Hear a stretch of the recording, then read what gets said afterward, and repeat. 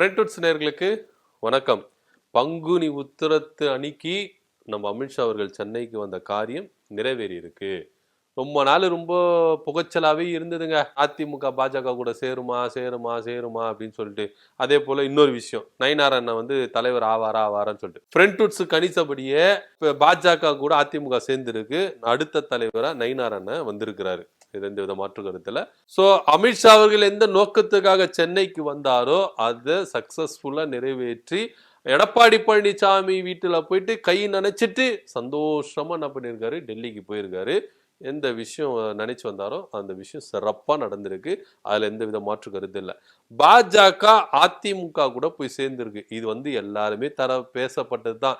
இதுதான் நடக்கும் அப்படின்னு சொல்லிட்டு பேசப்பட்டதுதான். ஆனா அதிமுக சைடுல இருந்து அதிகாரப்பூர்வமா என்ன சொன்னாங்கன்னா, நாங்க பாஜக கூட கூட்டணி வைக்கல, அமித்ஷாவை சந்தித்தது தமிழ்நாட்டு நலனுக்கு தான், மத்தபடி வேற எதுக்கும் இல்ல அப்படி இப்படின்னு புருடாலாம் விட்டாரு. இதுதான் தமிழ்நாட்டு நலனா அப்படின்னு ஒரு கேள்வி கேட்க தோணுதுல அதிமுக பார்த்து, எதுக்கியா உங்களுக்கு இந்த பொழப்பு அப்படின்னு நம்மளுக்கு வந்து வாய்க்கு வந்த மாதிரிலாம் கேட்க தோணும்.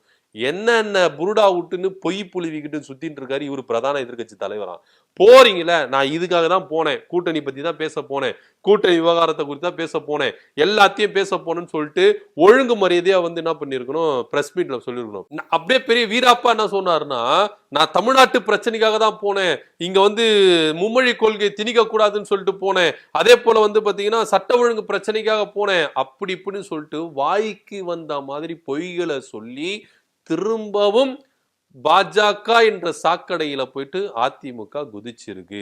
இது மூலியமா வந்து பாத்தீங்கன்னா அதிமுக ஒரு பெரும் பூகம்பம் எழும்ப போகுது. சோ பாஜக கூட அதிமுக சேர்றதுக்கு முன்னாடி சில மணித்துளி நேரத்துக்கு முன்னாடி வந்து பாத்தீங்கன்னா வேலுமணியோட வலதுகாரம் சந்திரசேகர், இவர் யாருன்னு பாத்தீங்கன்னா நமது அம்மா நாளிதழோட வெளியீட்டாளரும் அதே போல இளைஞரணி பாசறையோட மாநில செயலாளருமா இவர் இருக்கிறாரு. இவர் என்ன பண்ணாரு, நான் ராஜினாமா விலகுறேன், அதாவது அதிமுக இருந்து நான் விலகுறேன் அப்படின்னு சொல்லிட்டு என்ன பண்ணிருக்காரு, விலகி இருக்காரு. அதுக்கப்புறம் வந்து பாத்தீங்கன்னா சில பல கூத்துக்கள்லாம் நடந்தது. அதிமுக பொதுச் செயலாளர் எடப்பாடி பழனிசாமி ஹோட்டல்ல போயிட்டு என்ன பண்ணிருக்காரு, சந்திச்சிருக்காரு. அதுல குறிப்பா வந்து கிளம்புன டைம் வந்து பாத்தீங்கன்னா இங்க, அதாவது கமலாலயத்துல அண்ணாமலை அவர்கள் ராஜினாமா செய்ய போகிறார், அதாவது வேட்பு மனு தாக்கல்லாம் பண்ண போறாங்க, யார் அடுத்த தலைவருக்கு வரப்போறா அப்படின்றது மனு தாக்கல்லாம் பண்ணியிருந்தாங்க. நயினார் நாகேந்திரனை மட்டும்தான் அந்த தலைவர் பதவிக்கு போட்டியிட்டாரு. அன்னட் போஸ்டர், அதாவது போட்டியின்றி தேர்வு அப்படின்றது ஒரு நிலைமையா வந்தது. எக்ஸ்தலத்துல அமித்ஷா அவர்கள் என்ன பண்ணாருன்னா, நயினார் நாகேந்திரன் அடுத்த தலைவர், அண்ணாமலை வந்து தலைவர் பதவியிலிருந்து விலகுறார் அப்படின்ற ஒரு எக்ஸ்தலத்துல ஒரு பதிவு போட்ட பிறகுதான் எடப்பாடி பழனிசாமி வீட்டில இருந்து கிளம்பி ஹோட்டலுக்கு வந்திருக்கிறாரு. அந்த ஹோட்டல்ல வந்துட்டு பாத்தீங்கன்னா தேசிய ஜனநாயக கூட்டணி அறிவிப்பு அப்படின்னு சொல்லிட்டு பிரஸ் மீட் நடந்திருக்கு. அதுலயே வந்து பாத்தீங்கன்னா நிறைய குழப்பங்கள். ஃபர்ஸ்ட் தேசிய ஜனநாயக கூட்டணி பிரஸ் மீட்னு போட்டாங்க, அதுக்கப்புறம் வந்து பாத்தீங்கன்னா இல்ல நார்மலா ஒரு பேனர் போட்டாங்க, அதுக்கப்புறம் பாஜகவுடைய பிரஸ் மீட்னு சொல்லிட்டு போட்டாங்க. திரும்பவும் வந்து பாத்தீங்கன்னா தேசிய ஜனநாயக கூட்டணி அறிவிப்பு அப்படின்னு சொல்லிட்டு. ஏன் அப்படின்னு பாத்தீங்கன்னா இந்த குழப்பங்கள் எதுக்கு அப்படின்னு பாத்தீங்கன்னா, அமித்ஷா அவர்கள் வந்து இன்னும் கன்ஃபார்ம் பண்ணவே இல்லை அண்ணாமலையை வந்து தலைவர் பதவியிலிருந்து நான் தூக்கிட்டேன் அப்படின்னு சொல்லிட்டு. அது வரைக்கும் போக்கு காமிச்சிருந்தாரு எடப்பாடி பழனிசாமி. ஒருவேளை முன்னாடியே அனௌன்ஸ்மெண்ட் பண்ணியிருந்தா இந்த பிரஸ் மீட் வந்து 12 மணிக்கே நடந்திருக்கும். ஆனா அது வரைக்கும் வந்து பாத்தீங்கன்னா நடக்கவே இல்லை. ஏன்னா அமித்ஷா அவர்கள் வந்து இன்னும் உறுதிப்படவே இல்லை. ஏன்னா 2 மணிக்கு தான் இங்க தாக்கல் பண்றாங்களே. அது வரைக்கும் வந்து பாத்தீங்கன்னா யாருமே தாக்கல் பண்ண கூடாது அப்படின்னு சொல்ற ஒரு அறிவிப்பு வந்திருக்கு. 10 வருஷம் தான் உறுப்பினரா இருக்கணும். ஆனா நயினார் நாகேந்திரன் 8 வருஷம் இருந்தது. சோ இந்த விதிகளை எல்லாத்தையும் மீறி போட்டியின்றி தேர்வு பண்ணியிருக்கிறார் நயினார் நாகேந்திரன். அண்ணாமலை தலைவர் இல்ல, அவர் தேசியத்துக்கு அவர் எடுத்துக்கொள்ளப்படுகிறார், இங்க மாநில தலைவரா நயினார் நாகேந்திரன் உறுதிப்படுத்துகிறார் அப்படின்ற ஒரு எக்ஸ்தல பதிவு வந்த உடனே, அமித்ஷா கிட்ட இருந்து ஒரு நம்பகத்தன்மை வந்த உடனே பிரஸ் ஃபுல்லா அந்த நியூஸ் பரவிச்சு, அடுத்த தலைவர் நயினார் நாகேந்திரன் தான் அப்படின்னு எல்லாருக்கும் பரவிட்டு கன்ஃபார்ம் ஆயிட்ட பிறகுதான் எடப்பாடி பழனிசாமி வீட்டுல இருந்து எட்ரா வண்டிய அப்படின்ற மாதிரி வண்டி எடுத்துட்டு வந்து நம்ம அந்த தனியார் ஹோட்டல்ல கிண்டியில வந்து என்ன பண்ணிருக்காங்க, உள்ள போயிருக்காங்க. எஸ்பி வேலுமணி, ஆர்பி உதயகுமார், அதே போல கேபி முன்சாமி, எடப்பாடி பழனிசாமி, இவங்க 4 பேரை போயிட்டு என்ன பண்ணிருக்காங்க, பாஜக கூட கூட்டணியை அனௌன்ஸ்மெண்ட் பண்ணாங்க. எடப்பாடிக்கு ஒரே சந்தோஷம் தான். பக்கத்துல வந்து பாத்தீங்கன்னா அப்படியே சந்தோஷத்துல அப்படியே தழும்பு அப்படி என்ன பண்றாரு இருக்கிறாரு. ஆனா இருந்தாலும் நிறைய பேர் என்ன சொல்றாங்கன்னா, எடப்பாடி பழனிசாமி பாஜக கூட கூட்டணியில் சேர்ந்ததுனால அதிமுகவுக்கு பிளஸ் இருக்கு மைனஸும் இருக்கு அப்படின்னு சொல்றாங்க.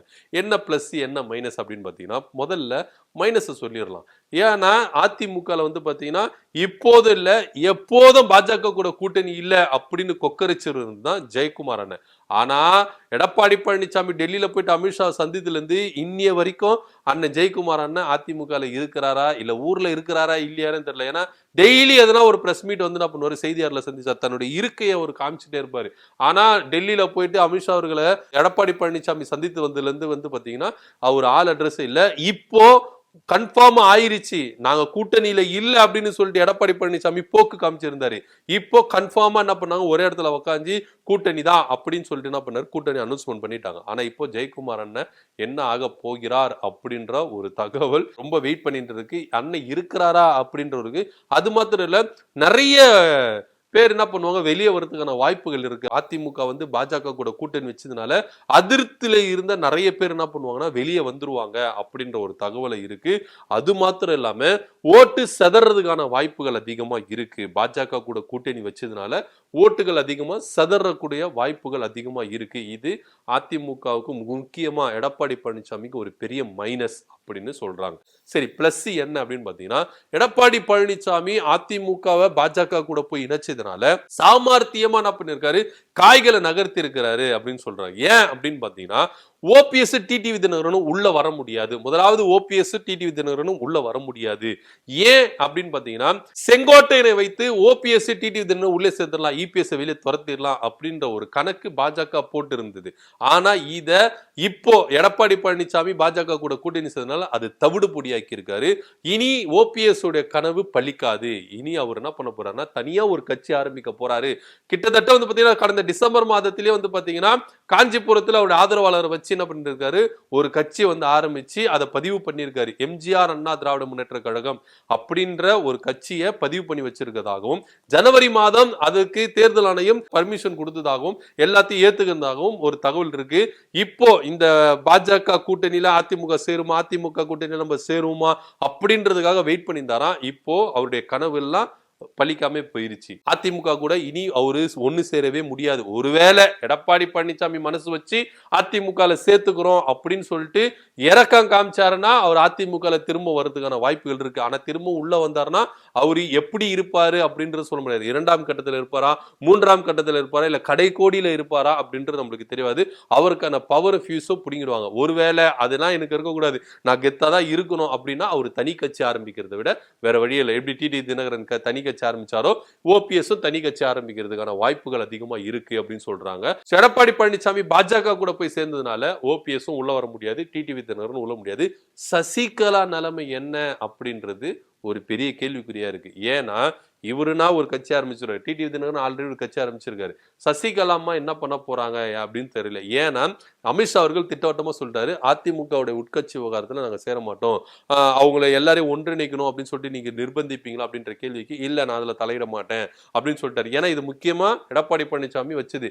நீங்க ஓபிஎஸ் சேர்த்துக்கங்க, டிடிவி தினகரன் சேர்த்துக்க, சசிகலா சேர்த்துங்க அப்படின்னு எங்களுக்கு பிரஷர் கொடுக்க கூடாது, நாங்க கூட்டணிக்கு வந்துட்டா அப்படின்னு சொன்னாரு. அதன்படி அவங்க என்ன பண்ணிட்டாங்க, டீசெண்டா விளங்கிட்டாங்க. இன்னொன்னு, அண்ணாமலை அவர்களை தூக்கி விசிறடிச்சது எடப்பாடி வைத்த முதன்மையான காரணம், அதிமுக பாஜக கூட கூட்டணி சேரணும்னா இங்க மாநில தலைவர் அண்ணாமலை இருக்கக்கூடாது அப்படின்ற ஒரு பெரிய ஒரு நிர்பந்தத்தை வச்சதா நம்மளுக்கு செய்திகள் வந்தது. அதன்படியே இப்போ அண்ணாமலையை அவங்க என்ன பண்ணிருக்காங்க, அந்த பாஜக மாநில தலைவர் பதவியில இருந்து இறக்கியிருக்காங்க. நயினார் நாகேந்திரனை கொண்டு வந்திருக்காங்க அப்படின்னு சொல்லப்படுது. இது மூலியமாவே இந்த காய் என்ன பண்ணிருக்காரு, நகர்த்தி இருக்காரு. இன்னொரு விஷயம் என்ன அப்படின்னு பாத்தீங்கன்னா, தன்னுடைய ஊழல் பட்டியலை பாஜக கூட்டணியில வச்சது மூலமா மறைச்சிருக்கு. கிட்டத்தட்ட வந்து பாத்தீங்கன்னா தன்னுடைய மகன், சம்பந்தி, அதே போல முன்னாள் அமைச்சர்களுடைய ஊழல் பட்டியல் எல்லாத்தையும் பாஜக கூட கூட்டணி வச்சதுனால அதை முழுமையா மறைச்சிருக்காரு. அப்படி இதுவும் ஒரு சாமர்த்தியம் தான், கூட்டணி வச்சதுனால இது அவருக்கு ஒரு பிளஸ்ஸா இருக்கு அப்படின்ற மாதிரி பேசுறாங்க. அடுத்தபடியா என்ன அப்படின்னு பாத்தீங்கன்னா, நயினார் நாகேந்திரனை தலைவரா கொண்டு வந்தது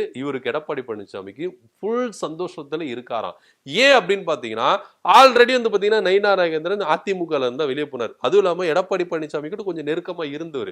சோ அதனால வந்து இங்க பாஜக தலைவரா நயினா நாகேந்திரன் இருக்கும் பொழுது இந்த கூட்டணி பேச்சுவார்த்தைகள், தொகுதி பங்கீடுகள் அப்படின்றது சுலபமா முடியும். அதனால எனக்கு பிரச்சனை இருக்காது. அவர்கிட்ட போராடி தான் நாங்க வாங்கணும்னு அவசியம் இல்லை. ஏன்னா அவருக்கு நல்லாவே தெரியும் எந்த இடத்துல அதிமுக ஸ்ட்ராங்கா இருக்கு, எந்த இடத்துல அதிமுக வீக்கா இருக்கு, எந்த இடத்துல பாஜக ஸ்ட்ராங்கா இருக்குன்றது அவருக்கு நல்லாவே தெரியும். ஏன்னா இங்க இருந்து போனதுனால அவருக்கு அதிமுகவுடைய விவரம் அவருக்கு நல்லாவே தெரியும். அதிமுக ஸ்ட்ரென்த்தும் அவருக்கு நல்லாவே தெரியும். அதிமுக ஓட் பேங்க்கும் அவருக்கு எந்தெந்த இடத்துல அதிகமா இருக்குன்றது அவருக்கு நல்லாவே தெரியும். சோ எங்களுக்கு புரிய வைக்கிறது வந்து ஈஸியா இருக்கும். அவங்களுக்கு புரிய வைக்கிறது ரொம்ப கஷ்டமா இருக்கும். அவங்களோட போராட வேண்டியது இருக்கும். ஆனா இது மூலியமா அவருக்கு தொகுதி பங்குதியில எங்களுக்கு எந்தவித மனசு கஷ்டமும் வராது. ஈஸியா நாங்க என்ன பண்ணோம் அண்டர்ஸ்டாண்டிங்ல பண்ணி நாங்க இத வந்து தொகுதி பங்கீட வந்து நாங்க இது பண்ணிடுவோம் அப்படின்னு சொல்லியிருக்காங்க. அடுத்தபடியா வந்து பாத்தீங்கன்னா அடுத்த முதலமைச்சர் வேட்பாளர் வந்து இபிஎஸ் தான். அதுல எந்த மாற்று கருத்து இல்லை. ஏன் அப்படின்னு பாத்தீங்கன்னா இதை உறுதிப்படுத்துறதே வந்து பாத்தீங்கன்னா அமித்ஷா அவர்கள் தான்.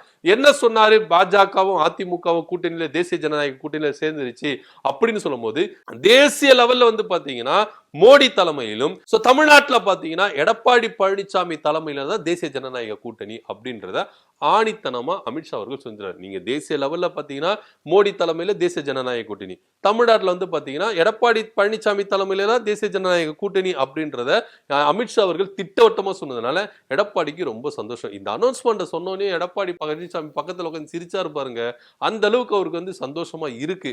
ஆனா இருந்தாலும் இந்த சந்தோஷம்லாம் இவருக்கு கை கொடுக்குமா அப்படின்ற ஒரு கேள்வி எழும்புதுல. இதுல யாரெல்லாம் அடிபடுறா அப்படின்றத முக்கியமா விஜய் அவர்கள் வந்து என்ன பண்றாரு, அடிபடுறாரு. ஆல்ரெடி வந்து பாத்தீங்கன்னா எங்களுக்கு 20% ஓட்டு இருக்கு அப்படி இப்படின்னு சொல்லிட்டு என்ன பண்ணாரு, பாஜக அதிமுக கூட கூட்டணி காய்களை நகர்த்திருந்தாரு. இப்போ தேசிய கொள்கை லெவல்ல எங்களுக்கு பாஜக, அரசியல் லெவல்ல திமுக அப்படின்ற எதிரியை பிரகடனப்படுத்திட்டு வந்தார் ஓப்பனா. கொள்கை லெவல்ல எங்களுக்கு பாஜக எதிரிங்க, அரசியல் லெவல்ல திமுக எதிரிங்க. அதாவது அது எப்படி நம்ம எடுத்துக்கலாம், தேசிய லெவல்ல பாத்தீங்கன்னா பாஜக, மாநில லெவல்ல பாத்தீங்கன்னா அதிமுக அப்படின்ற ஒரு எதிர்ப்பை பிரகடனப்படுத்தி என்ன பண்ணாரு விஜய் அவர்கள் அரசியலுக்கு வந்தாரு. சோ இப்ப அதிமுக கூட விஜய் அவர்கள் கூட்டணி பேச்சுவார்த்தை நடத்தி வந்தார் ரகசியமா. ஒரு சில விஷயங்களுக்கு ஒத்து வராதனால அதே போல இப்போ பாஜக கிட்ட அதிமுக சரணாகதி அடைஞ்சிருக்கு. சோ அதனால அதிமுக கூட இனி கூட்டணி வைக்க முடியாது அப்படின்ற ஒரு நிலைமையில விஜய் அவர்கள் இருக்கிறாரு. அதே போல திமுக பக்கமும் போக முடியாது அப்படின்ற ஒரு கருத்து இருக்கு. அடுத்தபடியா இது வேற யாருக்கு எஃபெக்ட் கொடுக்கும் அப்படின்னு பாத்தீங்கன்னா தேமுதிக. பிரேமலதா விஜயகாந்த் என்ன பண்ணாங்கன்னா எங்களுக்கு ஒரு ராஜ்யசபா சீட்டு தரணும் அப்படின்றத அதிமுக கிட்ட தொடர்ந்து வலியுறுத்திட்டு வந்தாங்க. ஆனா அதிமுக எங்களுக்கு துரோகம் பண்ணுது, தரேன்னு சொல்லிட்டு இப்ப தரமாட்டாங்க அப்படின்ற ஒரு பேச்சு எடப்பாடி பழனிசாமி நாங்க எப்போ சொன்னோம், எழுத்தில் பூர்வமா நாங்க கொடுத்துருக்கோமா, எங்க நாங்க சைன் போட்டிருக்க காட்டுங்க அப்படின்றதான் சொன்னாரு. சோ இதனால ரொம்ப வெக்ஸா இருந்தாங்க பிரேமலதா விஜயகாந்த். அதனாலே வந்து பாத்தீங்கன்னா திமுக அரசு ரொம்ப புகழ்ந்து புகழ்ந்து புகழ்ந்து பேசின, ஒருவேளை திமுக பக்கம் இவங்க சாயிறாங்களோ அப்படின்ற பேச்சு வந்தது. இப்ப ராஜ்யசபா சீட்டு ஒண்ணு பாஜக போகும் இல்ல பாமக போகும். பாமக ஆல்ரெடி வந்து பாத்தீங்கன்னா தேசிய ஜனநாயக கூட்டணியில இருக்காங்க.